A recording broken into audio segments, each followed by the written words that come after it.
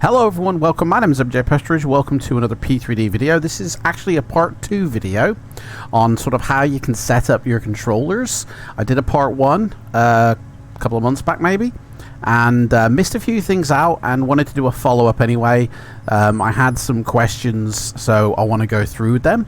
So we'll get straight to this. This is just combined with a little bit of a takeoff video as well, just fly around. I'm in India. And just so there's some visuals, to be honest. Anyway, so this is part 2. So if you're looking to set up P3D with hardware controllers, so I have 2 SciTech controllers. I also have a Wingman throttle. I also have Thrustmaster pedals, which I'm not currently using. I'm using the Wingman for the turns and the rotation part, for the yawing, as it were. And you can set up, basically there's loads of other different options out there. There's Boeing like setups of hardware, there's Airbus Thrustmaster like hardware, there's MCP panels, there's autopilot like things. There's just loads of hardware. You could have a full cockpit setup, and you can do it fully with the P3D menu. So let's just head into the P3D menu for a quick second and get familiar. So in the last video I showed you how you can set up key assignments, access assignments easily by making sure that you've got the correct one selected first, but I didn't actually show how you can set up reversers. Now I have reversers on my SciTech Thrustmaster throttle quadrants set up 2 ways, and there is 2 ways you can actually set it up. You can set it up in the axis assignment. So if we go and select throttle quadrant 1, I believe, no, it's number 2, it's backwards on this one. There is a throttle reverser axis, which is an actual reverser bind. Now there is one for each engine, right, but there isn't one that controls them all. That falls under the spoiler access here, which I've got assigned. So if you've got a 2-engine plane or a 4-engine plane and you've got that hardware reverser, you can set it up using that. Now for some people, they've fed back to me that they can only set it up using it in one direction, which makes sense, because if you're reversing, the hardware will only pull back on itself to reverse. It shouldn't be able to do it going forward, because that's unreversing, and that's while moving your throttles forward. So if you have got the Boeing like one where it's got those extra 2 little reversers on it, I imagine you have to retard your throttles all the way down and pull the reversers at the same time to let the sim know that your engines are being pulled down and you're bringing out your reversers. What I have to do on mine, because I have it set up 2 ways. I've got it set up through the spoilers, which is the axis bind, but there is also a key bind here for reversers as well. So it's actually here under spoilers, extend and retract. You can have them activated on or off, but you can also pull them. Now these are also for actual wing flap spoilers, as well as the spoilers that will be lifted up. So it's kind of a 2-in-1. Your reversers can pull out, but also they can be used as spoilers. So I have it set to a button. I mean, obviously here I don't. On this profile I'm using now, because this plane that I'm flying doesn't actually have that feature, but you can set it to a button as well as the axis assignments. You just really need to set it to, you can even arm it, to be honest, but you can either have it just an on and off switch or an extend and retract. Keybinds, it's honestly up to you how you want to set it up, but if your controller doesn't have extra buttons to bind things to, then you can only really do it through the hardware that it allows. And I know that the Boeing or the Airbus, sorry, Thrustmaster set doesn't have extra buttons. It has just the 2 little things which can be used as buttons here under spoilers, or if you've got the Boeing one where you actually do have 2 knobs that sort of pull back as reversers, then you can use the axis assignments. Now, there is another alternative to all this, which I'll show you once we get in the air. If any of you have got the Fsuipc add-on, you can use that as well to completely keybind and axis assign all your controls. Now, I personally don't use Fsuipc in binding anything for my hardware because P3D can take care of that. And if you use Fsuipc, it's well worth just deleting all of your P3D key assignments and axis assignments. Otherwise, there'll be a conflict of interest here between the two, and you'll find your hardware, and I've seen it happen a lot of times on streams, where it does freaky stuff and you're blaming the hardware or you're blaming the sim, but in actual fact it's yourself who's using two different managers for your key assignments and all that, and it's just getting confused. That's it. And it just needs to have one person telling the hardware what to do, or the hardware telling the sim what to do, through all your keystrokes or your key binds or your axis assignments, rather than having multiple managers try and do the same job. Basically, that's what's happened. Excuse me, mate, do you mind getting out of my way? Move your Yaris, please. I want to take off. Thank you. Right, so let's get this baby in the air. So, flaps are set. Mixture is rich. Propellers set. Get rid of that menu, and let's just take this turkey to the air. And then once we're in the air, I will show you how Fsuipc works. Oh, gotta shut my window. Hey, my door's open as well. Dude, who's opened my door? I didn't.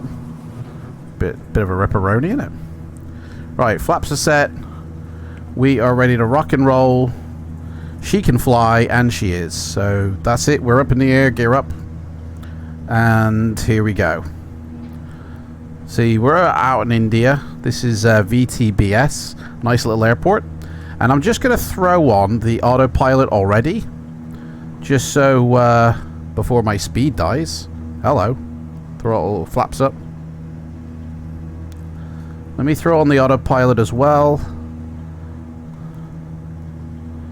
And so roll, heading, pitch, and we are pitched up. Beautiful. And we are flying. Lock the gear. And all these... Oh, I didn't put my landing lights on. Whoops-a-daisy.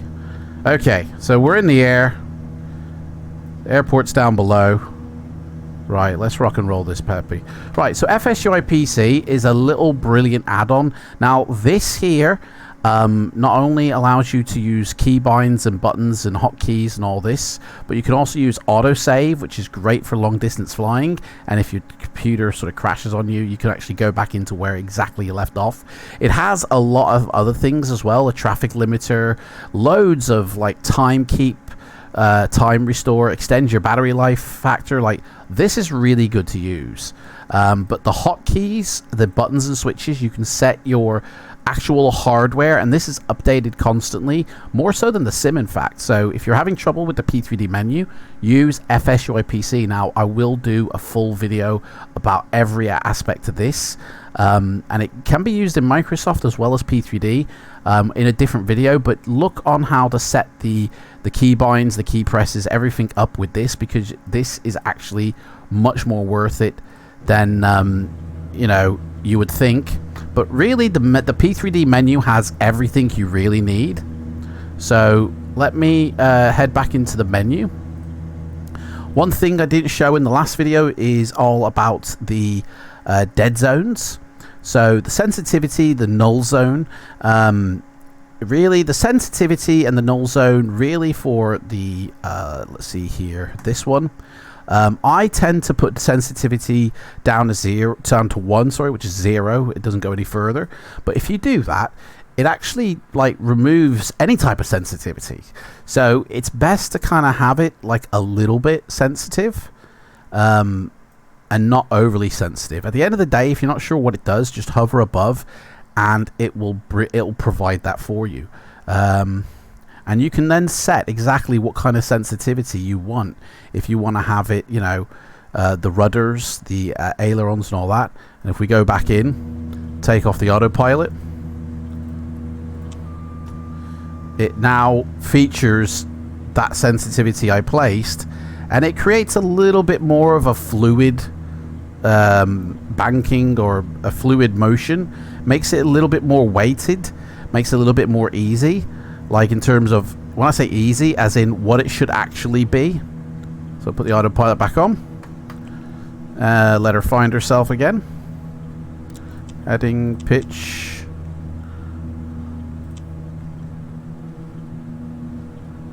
there we go. And I think we need to set the power here correctly and bring those throttles back just a touch. And there she goes. That's better. Sounding a lot better.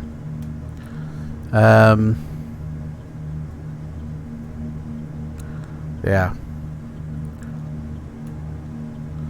So yeah, back in the menu. The controls, calibration. So, I mean, you can actually set this as well for all your hardware. Now, the null zone is kind of like a dead zone. Basically, it's think of a line going left to right, 0 to 100.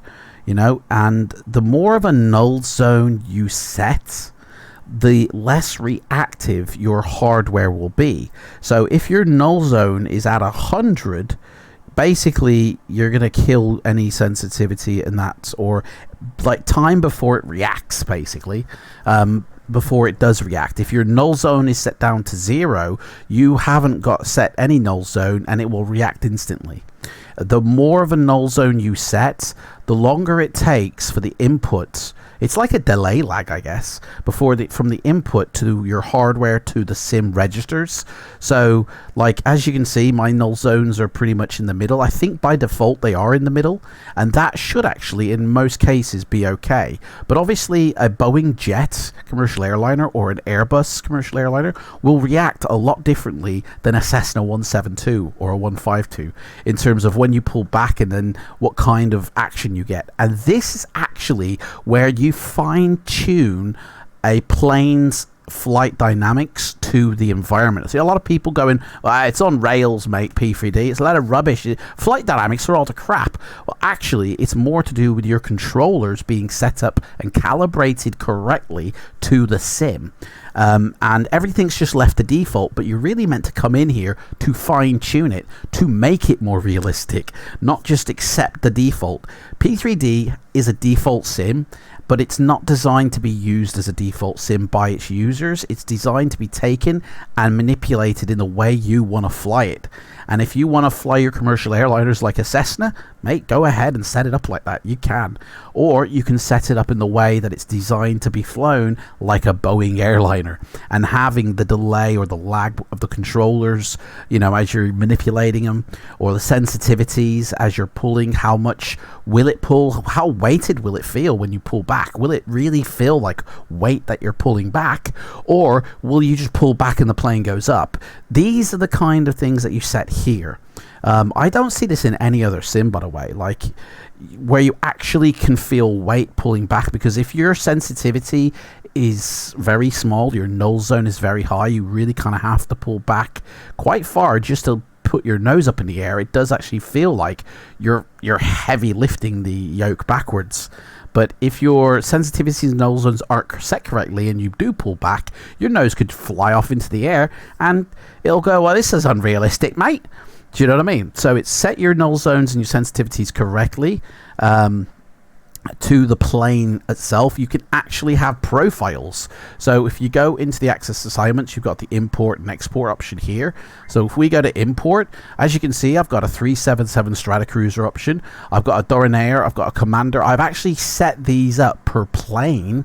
I haven't got around to my Boeings and my Airbuses yet, but I'm actually setting these up per plane. So each plane will feel individual. And then I just load the profile up for that plane, and all my buttons are tuned and set correctly. All my access assignments are tuned and set correctly, and the control calibration is also set. Another thing I do is I did say in the previous video, enable joystick camera smoothing does take FPS, and I've tested it on 3 different planes. It must have been taking FPS in the past, like in version 5.0, but in 5.3, the most recent one, as of today, doesn't actually take any at all. So I have ticked that. Don't actually really notice a difference, to be honest, to the joystick camera smoothing option, but I got it ticked just in case. And you can also reset your camera on joystick release. Now, I'm sure in the future all of these options here will be fully updatable as well for more recent hardware in future versions of P3D, but like for now, this is it. And as you can see, it honestly, it works absolutely fine. Like, there is nothing wrong. But if you are having trouble with you know, using the P3D menu for controls, you know, you can actually go about and using Fsuipc as well in order to do that.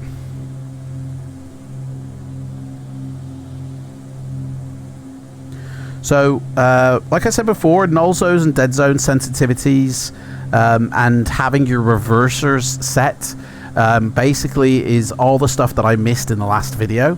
So I'm going to complete this flight here, and thank you for watching. Don't forget, I have at the end of every month I give away 50 euros of Sim Market vouchers. So if you want to be in with a chance to win, all you have to do is put a comment down below in this video or any other P3D video, and at the end of every month I will go live with a vlog and announce the winner. So thank you so much for watching this, and I shall see you in the next video, guys. Take care. Bye bye.